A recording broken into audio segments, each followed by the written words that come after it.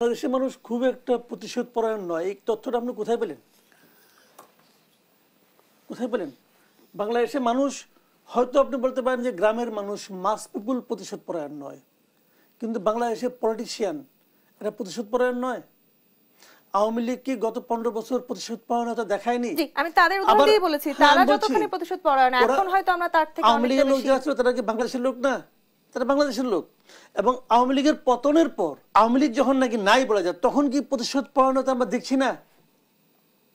আওয়ামী লীগ হলে এই ট্যাগিং যেটা হচ্ছে, স্বৈরাচারের দোসর, তারে ধরো তারে মারো, স্কুলের স্টুডেন্টরা যে কলেজের প্রিন্সিপালকে ঘাড় ধরে নামিয়ে দিচ্ছে, এটা কি প্রতিশোধ পরায়ণতা নয়?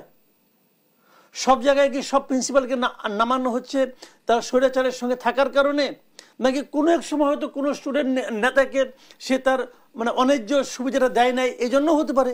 স্টুডেন্টরা এককভাবে বিচার করছে, এরে ধরতেছে তারে মারতেছে, তারা ওখান থেকে নামাই দিচ্ছে, তারা ধরতে, এগুলি কি প্রতিশোধ পরায়ণতা নয়? যারা করতেছে স্বৈরাচারের দোসর হিসাবে ট্যাগ দিয়ে যাকে তারা করতেছে, সেই লোকটা কি বাংলাদেশের নাগরিক না? এগুলি অনেক কিছু হচ্ছে। এখন যেটা হচ্ছে ভাই, এটা আমি পছন্দ করি না, এটা আমি একদমই পছন্দ করি না। আওয়ামী লীগ আমলে দেখেছি দেশটাকে বিভক্ত করতে, এখন দেখছি আবার দেশটাকে বিভক্ত করতে। এখানে আমাদের সাংবাদিকদের মধ্যে কি হচ্ছে? 200-300 লোকের আপনি অ্যাক্রেডিটেশন কার্ড বাতিল করে দিচ্ছেন কেন? এটা কি প্রতিশোধ পরায়ণতা নয়?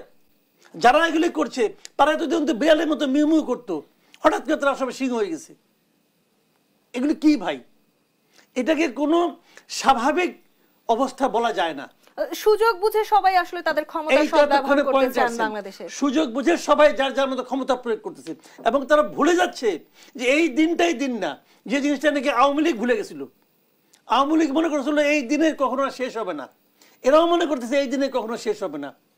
যা ইচ্ছে তাই করতেছে। কেনা করতেছে? উপদেষ্টারা করতেছে।